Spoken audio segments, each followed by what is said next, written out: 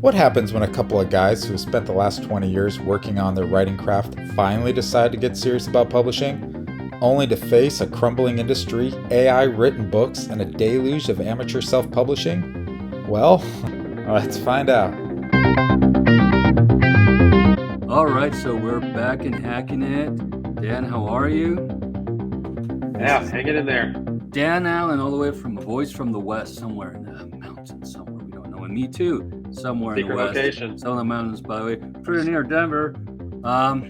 And a little bit ago, you got me really fired up about a topic, an article that you bumped into, and I really want you to go into what is it? So KDP, which is the world's premier ebook seller, has just changed.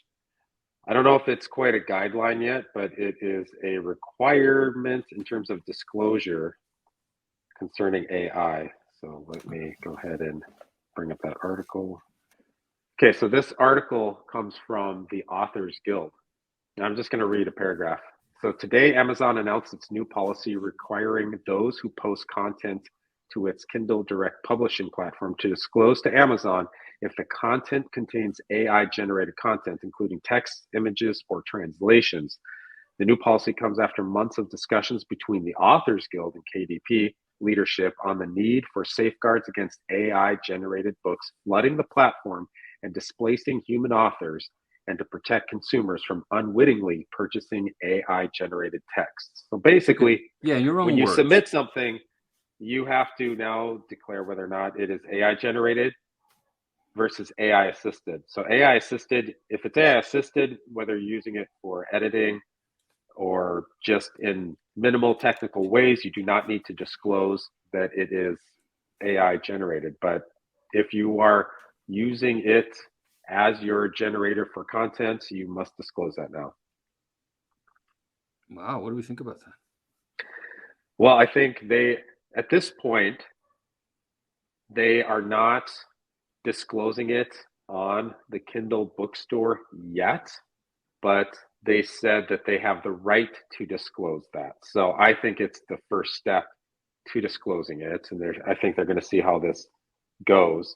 And so hopefully in the future, you can see on the Kindle store whether or not you were purchasing something generated from AI or a human being, which I think is a relief for us, right? Because that was our concern, that like there's thousands of books. I mean, it's 4,000 books, I think, a month that are going onto the Kindle store.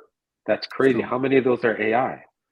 There are, we're getting flooded. There's about quite a few things coming from two regions in Asia, two main countries in Asia.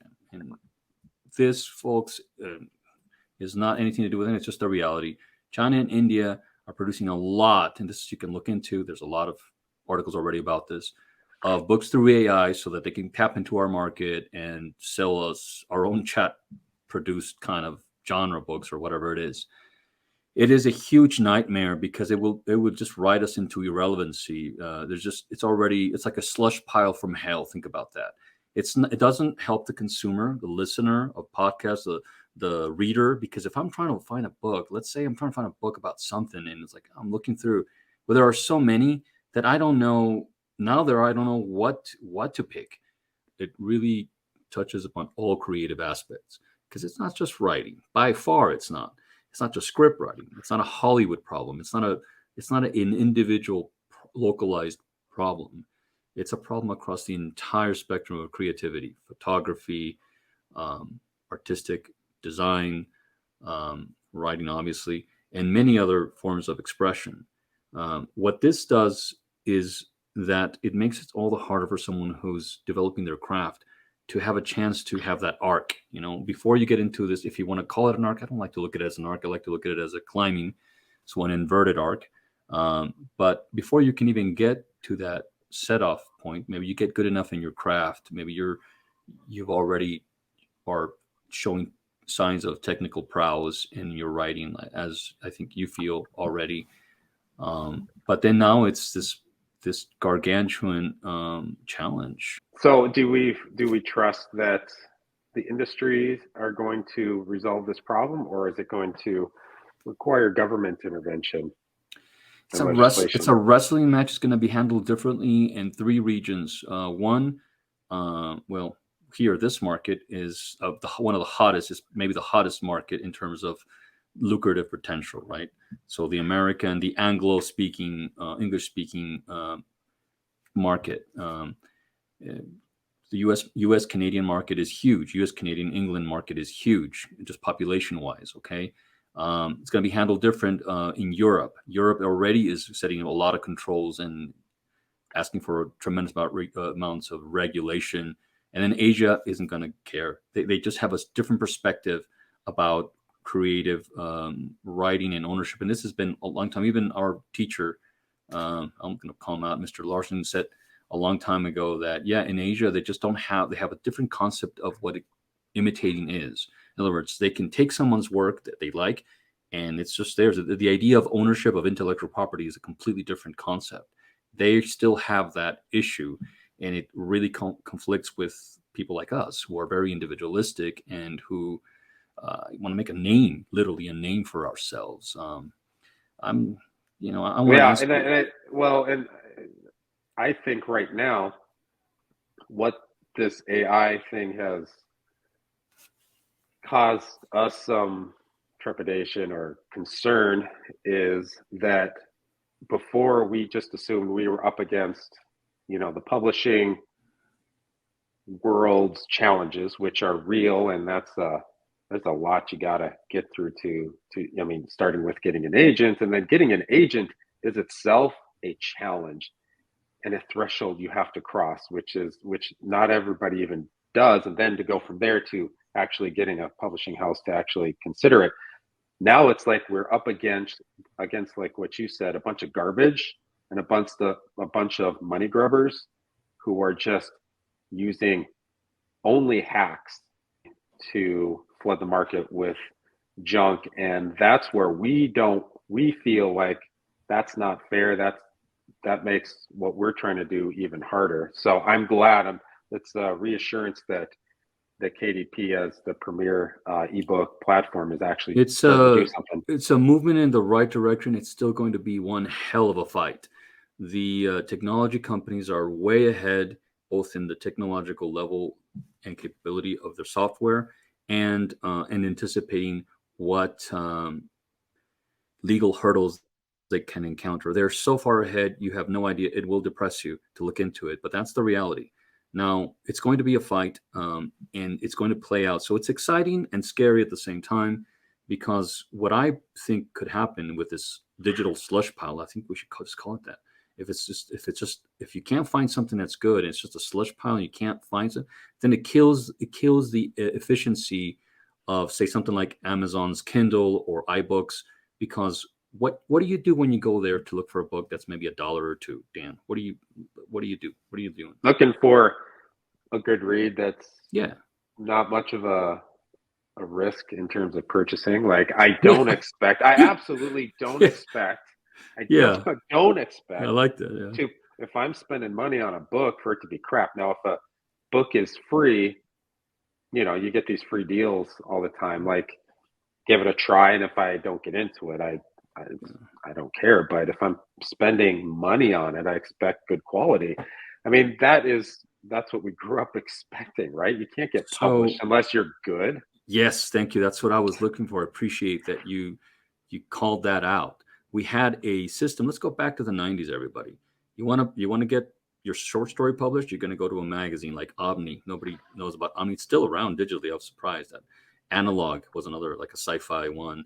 And there were many other literary ones that are still, some of them are still around, like the New Yorker and blah, blah. That was like sort of like the epitome, like the real top.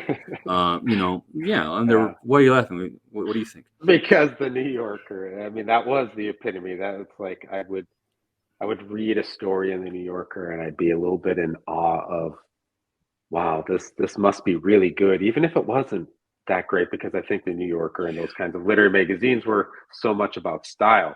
But you're right, that used to be it. And now it feels like, there's technologically speaking, there's not many hoops to jump through to get your stuff published, but That's Again, a like we said, beautiful it's a thing. slush pile. It's a slush pile that But thrown into. it's a beautiful thing because it's what they've done. There's two things that are just logical. Either Amazon Kindle and iBooks, the big gorillas. Amazon way more of a gorilla, as you pointed out. What is it like? How much did you say? I 75%? think it's 80% of the market Wow. of ebooks. So huge percentage. So you've got to, if you're going to be self-publishing, if that's something, one of the things you're interested in, we're going to talk about that later in other segments, the hurdles of that and how we're going to maybe try even that, or maybe we won't. Maybe we decide, hey, this is just not the way to go, because two things can happen. If I'm running a business like Kindle, let's say, it's not in my interest for it to become irrelevant and people start pretty much buying out of it. They're not buying in because it's like, that's where you go for crap. So it's not, they need to develop a selective system, and it's going to have to be much more sophisticated than some declaration that says this is not an AI, because of course people can lie. So number two, it actually puts and I want your thoughts on this after I finish really quickly. Is it going to put a little bit more of a play into the publishing houses? I think you mentioned the big five, and I think I want you to spell it out in your answer. What are the big five? The big publishing houses. Does that play in their hand? Because the thing is that they might be in a position where, like, hey, look, everybody, the indie movement is over. Because look, you're gonna want to come back to us, to our marketing, to the way we select, that we have editors. By the way, all pretty much getting fired right now. Major editors are getting fired right now. Huge, famous ones getting fired right now by publishing houses. So is it going to play back into the hand of the publishing house in terms of like, come back to us, baby, because we got the good books? On the other hand, if you want to write for us, you're going to have to ideologically adhere to this, and stylistically and philosophically to this, and this that we think is trendy. And there we go. We're going to put the creative straitjacket on you again. I laid a lot on you. Sorry.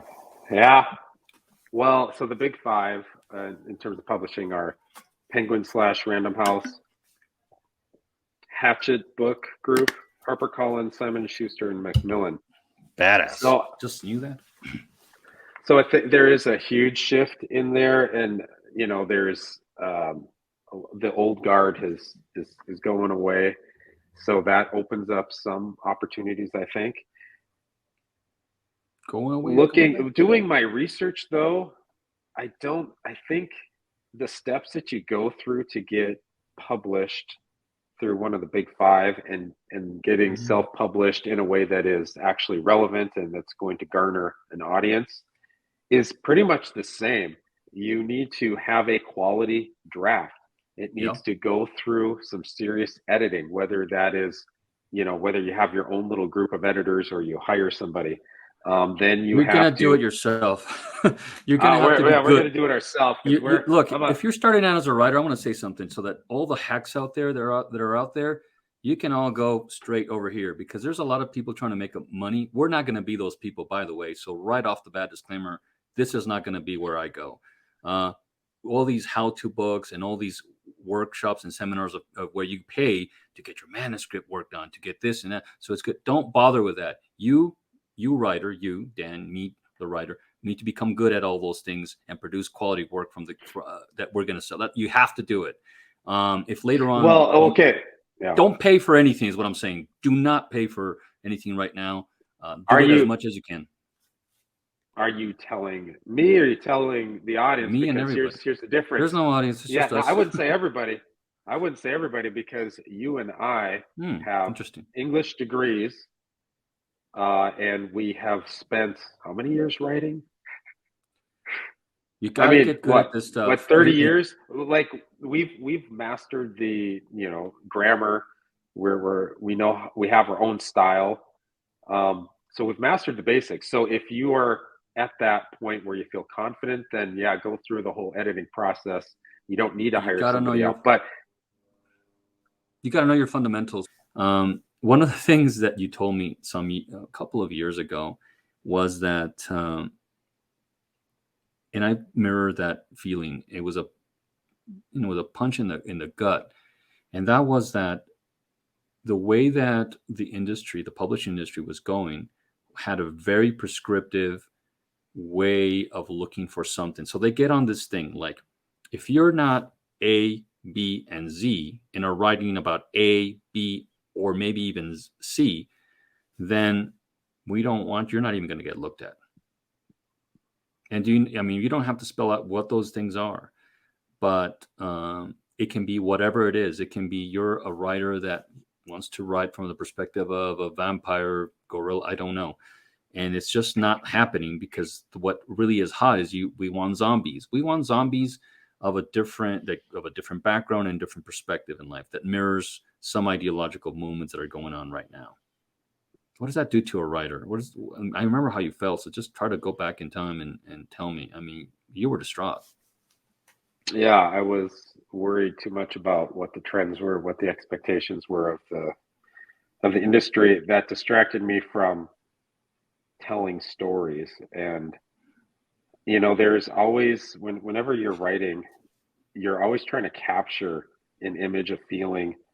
It's almost like glancing, right? It's almost like a vision into the promised land. And how do you get there?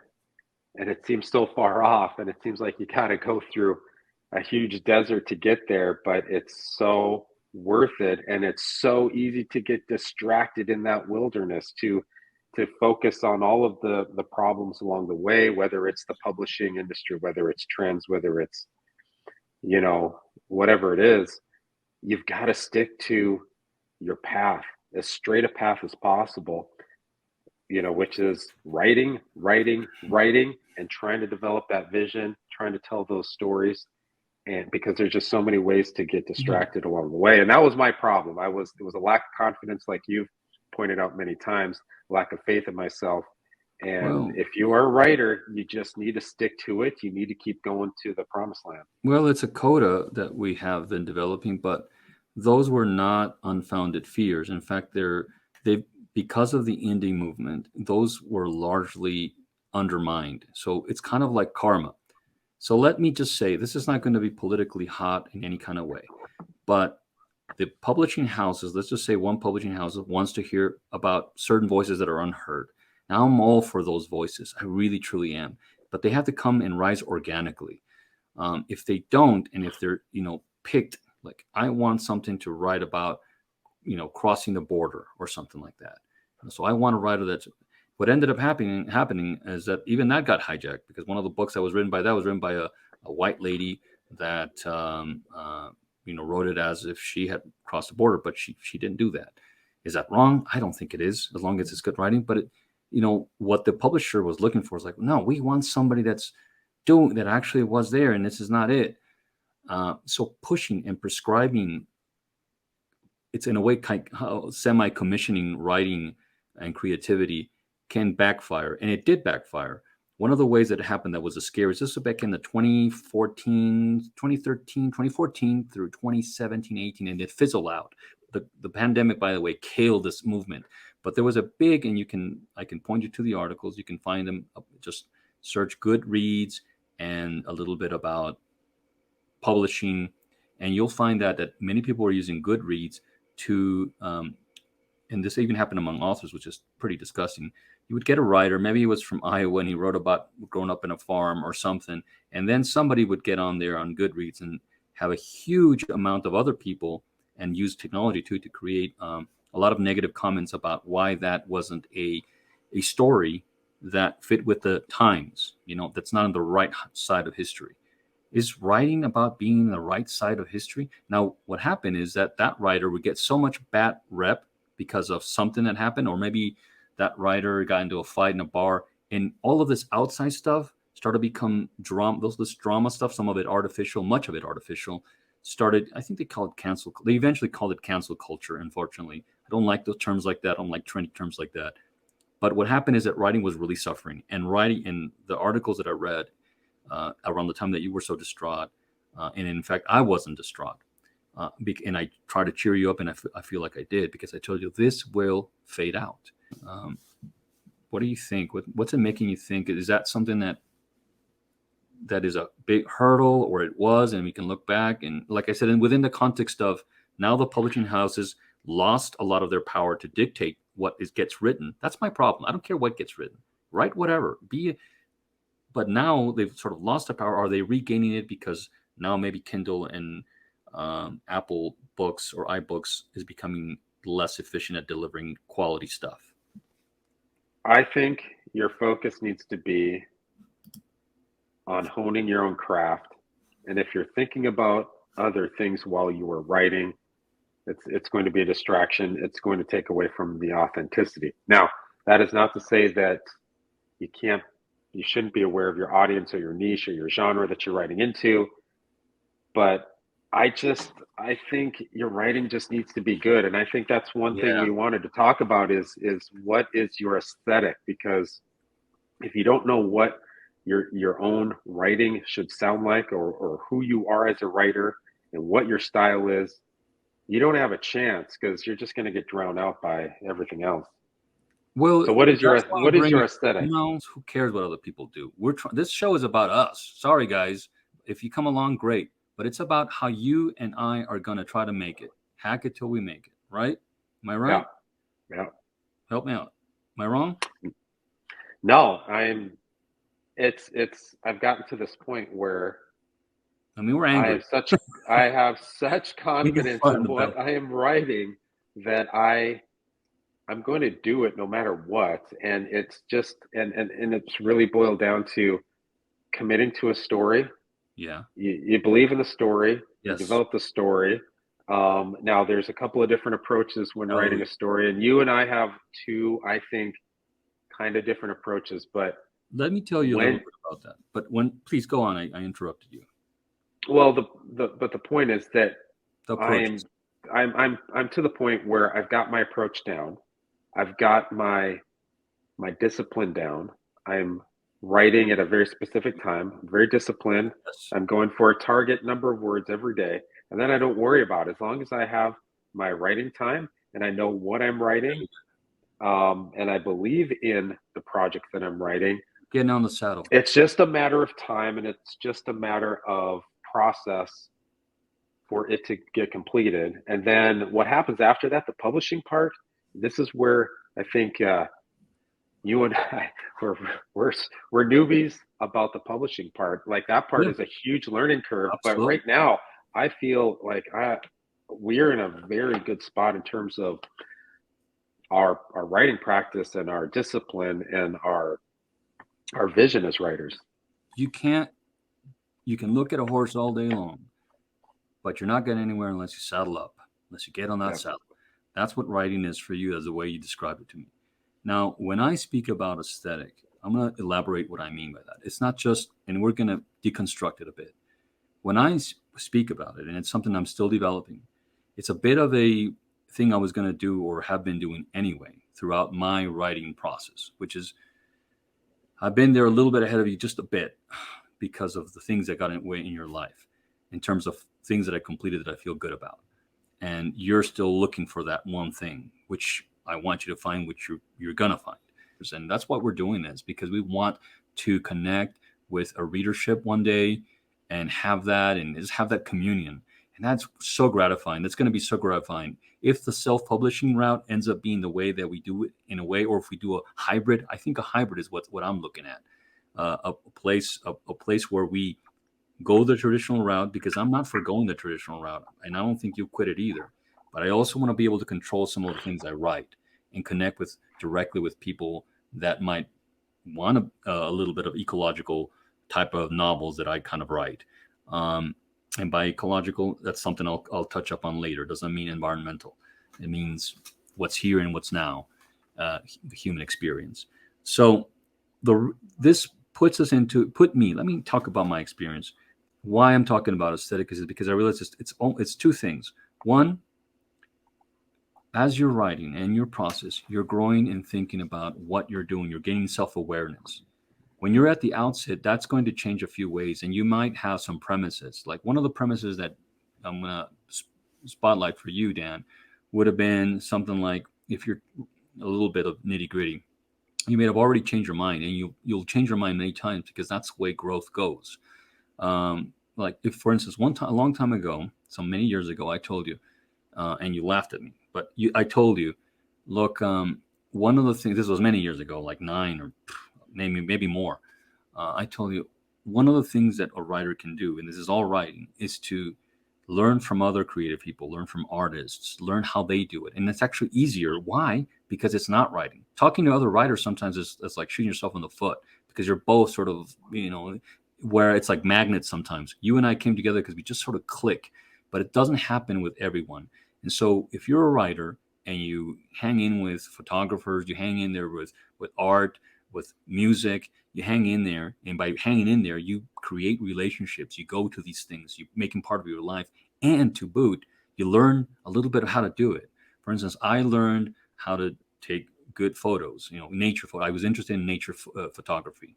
And I've had some photographers tell me, some professional photographers tell me, well, that's good. I like night photography. I'm just sort of my niche. I don't know why. I just love that light, that chiaroscuro, that, dark and bright of night. And so I take those kind of liminal pictures. But I wasn't setting out to do that so much deliberately, saying, well, I'm going to be a great photographer, because I knew that I was a writer. And it was kind of a hobby, and it still is.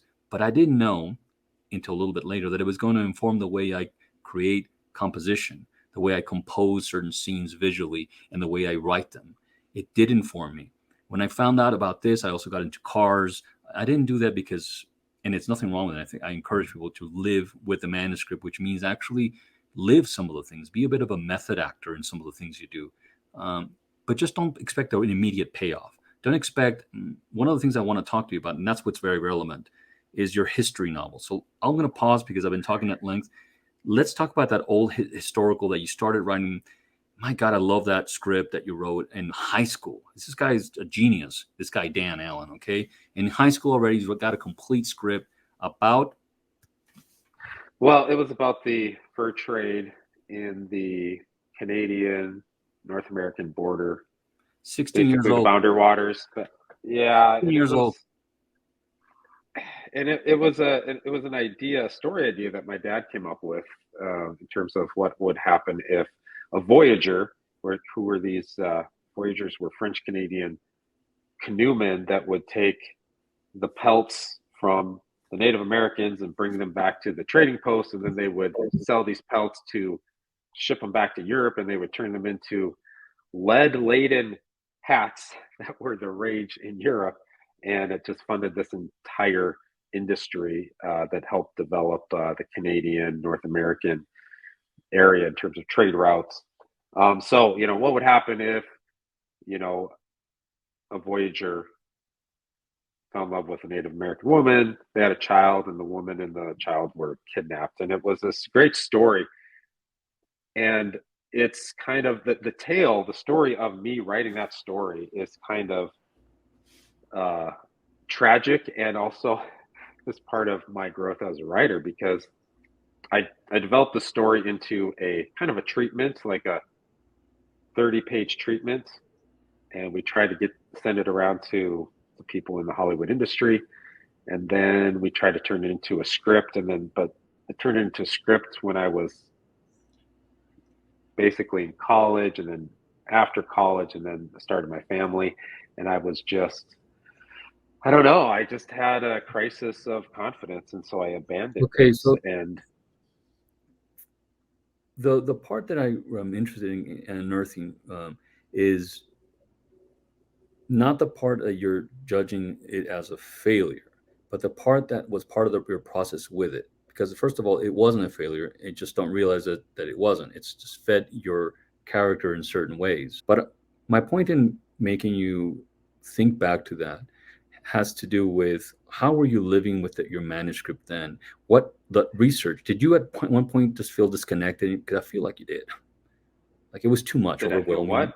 Just historical writing, the hurdle of it, putting yourself in that. What did you encounter? Like I was reading firsthand accounts, like not the second hand, not the history writer's version, like narratives of like John Tanner, who literally was kidnapped as a child by, I think, an Ojibwe clan in Canada, was raised and kind of lived the boundary between the Europeans that were living there and the Native Americans that were living there. So I was reading firsthand accounts, and it was both feeding my imagination for the story, but also, like you said, it was kind of overwhelming. It's like, at what point is my Yeah. lack of knowledge, true knowledge of everything back then going to come through the Yeah. narrative. I got hung up on that. And so Yes, that's what I was going that for. is, I'm not getting hung up on that anymore because people really don't care. I mean, my gosh, you can Uh, write the most let's ridiculous pause it right stories, here. but if you tell a good story, That's people an will buy aesthetic. it. That's an aesthetic choice. So Dan just made. That's what I was baiting you to get this because I made the same things. If you remember, I wrote a novel called City Eternal. You know, about Italian post-war, kind of post-World War II era, just about the post-war and the repercussions of the war in this Italian characters. Okay, but the reason I wanted you, because that one you need to jot down. So you gain a moment of self-awareness, but at the same time, it's not aware of itself. And that was that people really just don't care. Now, when you did that, you, whether that's true or not, it doesn't matter, but you already created a guideline that goes towards this School of Writing by Dan Allen. Okay, in the School of Writing of Dan, you've already came up with one little guideline. You haven't written it down because you just say these things, and there were many things. I thought about many examples. I'm just going to stick to this one because that's a good one. And so, tell me about what people don't care in your opinion, and what people don't care in this context, and then we'll just construct it a little bit. I'll share my experiences too. I think people don't care whether or not fact checking everything about a historical story. Now, historical fiction is a huge genre. It's still very Yes, popular, love it. super popular. Sure. And so they love something about the history of a different time, a different place. They love some of the, what do you call it? Are you The asynchronous, quality of reading a story from a different time, people dealing with different kinds of struggles, different technology. So there's something to that, but they don't read historical fiction to read history. It right? just makes the story bigger, more exaggerated. I think it's a similar draw to fantasy. It's a different world. And so that kind of, they want to be A little bit. engrossed in a different world. And Yes, so I think historical because fiction Western writing could is be that, but you can't get hung up on the being overly historical. Now, I think there are some historical novels that almost try to retell history in a very accurate way, but that's that's just not the kind of bullshit. historical story I was trying to write. I There was you trying to go. depict. So it really I was doesn't trying. have much to do with what people want or whatever. It's you created an avatar of people, and these people that you think that are your readers, future readers, you think they want this, they don't want that, but really it's Dan. Dan's coming up with these rules, and that may be it's a thesis. You need to play it out, which you're going to at one point. What's really interesting to me about that is that specifically in writing, what did you change to kind of like, because you came to a point like, okay, and I'll insert a little bit of something. In researching and doing my own research historically, I also became overwhelmed with the burden that I put on myself for having this authenticity of, what kind of cars were being really driven. I don't want to create an anachronism. I am a little bit more of a heart-nosed type of writer than you are in this respect, just this little one. I do think that the writer that's writing historical novels really should know what they're writing about. They should know the history so well. It really needs to be as much as possible. But really, it brings another excellent point that you just bringing out, and this could be a topic for you in this context. That is that when we're writing historical novels, of course, nobody knows really the history. No historian ever does. It's interpretive. Even historians don't know what happened 15, 20 years ago. Like if I talk to someone that's 20 years ago, do they know the 90s like we know the 90s? No, they're not going to know Right. the 90s. They didn't live and breathe and any of that stuff. So what we end up with is a construct, an illusion of that time. And what Dan is trying to say, I think, is that, okay, I'm going to make a deal with myself as a writer. I'm getting really overwhelmed by this stuff, but I really need to learn this stuff. Now, I don't believe that you should just toss it out. It really has made you a better writer to know all of these things and research painstakingly as you did. On the other hand, it can't hang in there so much that you're just transcribing these first story accounts into some kind of story. So you made not a compromise, but a choice. And the choice is, I need to focus on the dramatic parts of these, the narrative, the storytelling that's anchored to this reality. And yet I'm creating an illusion, a beautiful illusion. And if I pull it off, I'm doing some good writing. Does that represent a little bit what your process was and how you developed that process? I mean, that's what I was going for. I wanted to know it so well that it would come through as authentic. Now what I'm doing, I'm that is a, you and I both have an A, B, C, D project. That one is like lower down the alphabet because I was so scarred in terms of my confidence by never completing it, by not completing it. It was almost, I mean, I would say it was traumatic on as far as an artist is concerned. An artist trauma, I wouldn't say is the same as like real trauma in life, but it was traumatic losing that. Like I'm not going to revisit that again unless I am set up to complete it, and I know 100% that I'm set up to complete it. Because right now, our lives are so busy that I can only handle writing about 40 minutes a day.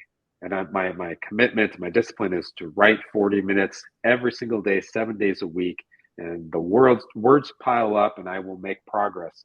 To do justice to an in-depth historical fiction story, I need the time to develop those ideas and incorporate the history.